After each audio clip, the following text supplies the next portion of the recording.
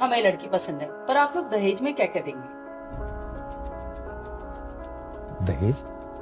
देखिए, दहेज हम नहीं देंगे। दहेज नहीं देंगे?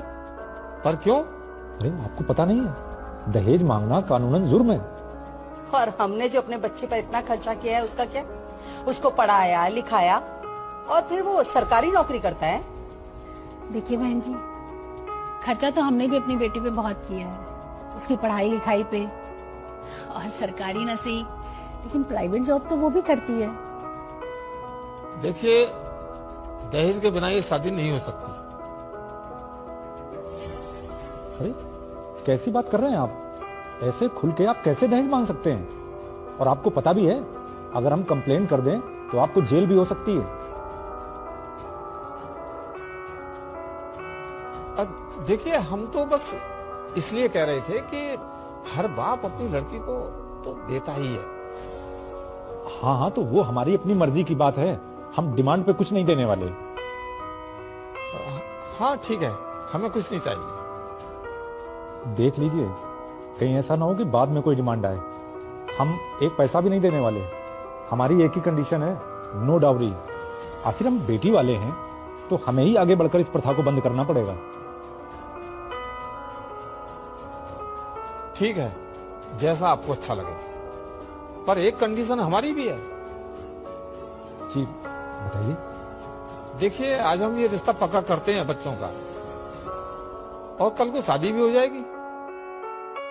लेकिन बस हम इतना चाहते हैं कि कल को इन दोनों के बीच में ऐसा कुछ ना हो जिससे कोई परेशानी आए इनके जीवन में, इनको अलग होना पड़े।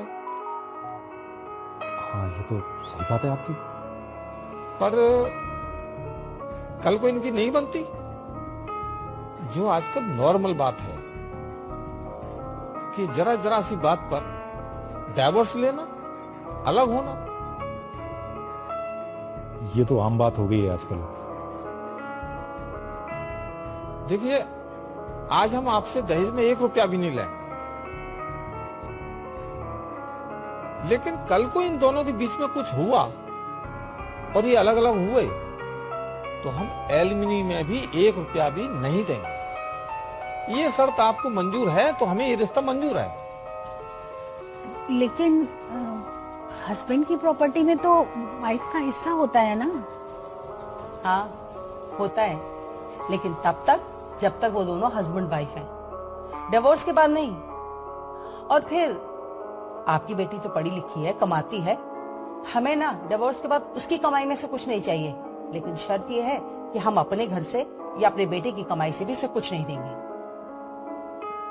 देखिए, ऐसा नहीं है कि हम लोग दहेज लेना चाहते हैं या दहेज के लालची हैं, हम भी उसके खिलाफ हैं, लेकिन शर्त यह है कि अगर हम दहेज नहीं लेंगे तो हम एलिमनी भी नहीं देंगे, इन केस कभी अगर बच्चों का डिवोर्स हुआ तो।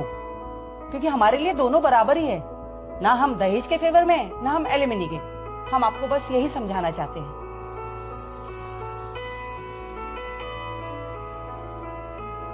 वाह, अरे ये भी बात कोई मानने वाली है। कल को मेरी बेटी अलग रहेगी तो क्या करेगी, कैसे जिएगी? उसके रहने के लिए कुछ तो चाहिए होगा ना। अरे तो वो इतना तो कमाती है ना, जो अपनी देखभाल स्वयं कर सके।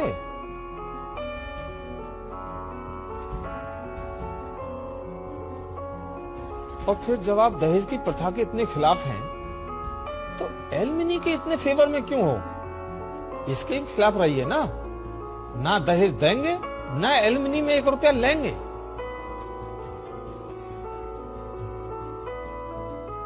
देखिए, आपने अपनी बेटी को पढ़ाया लिखाया, काबिल बनाया, हमने भी बनाया अपने बेटे को, और आप अपनी हैसियत के हिसाब से अपनी बेटी की शादी में खर्चा करेंगे, हम अपनी हैसियत के हिसाब से करेंगे।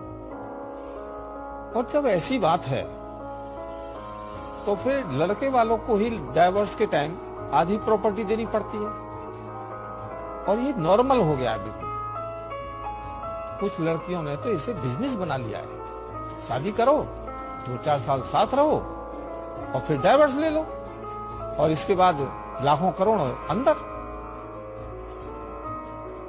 और देखिए, हमारी यही कंडीशन है, अगर आप लोग एग्री हैं तो ये एग्रीमेंट है जो हम शादी के टाइम साइन कर लेंगे। और नहीं तो हम ये शादी नहीं कर सकते।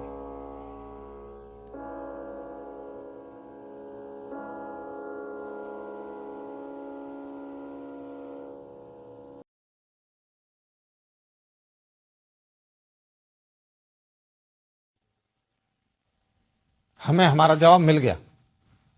चलो बेटा आइए। मुझे मंजूर है। बेटी, पापा सही तो कह रहे हैं। अगर दहेज लेना गलत है तो फिर एलिमनी लेना इतना नॉर्मल क्यों है? और मैं इतनी काबिल हूँ, इतना कमाती हूँ मैं। इन केस अगर कल को हम दोनों साथ में नहीं रहते किसी भी रीजन की वजह से, मैं अपने आप को एक बहुत अच्छी लाइफ दे सकती हूँ।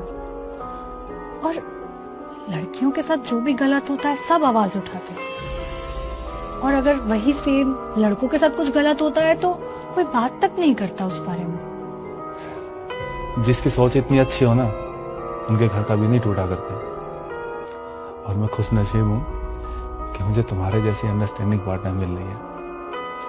मम्मी पापा, मुझे रिश्ता मंजूर है, मुझे रिया पसंद है। शाबाश बेटा, हमें ये लड़की पसंद है।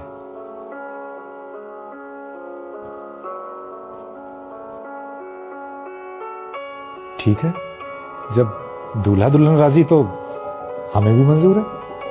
लीजिए मिठाई खाइए।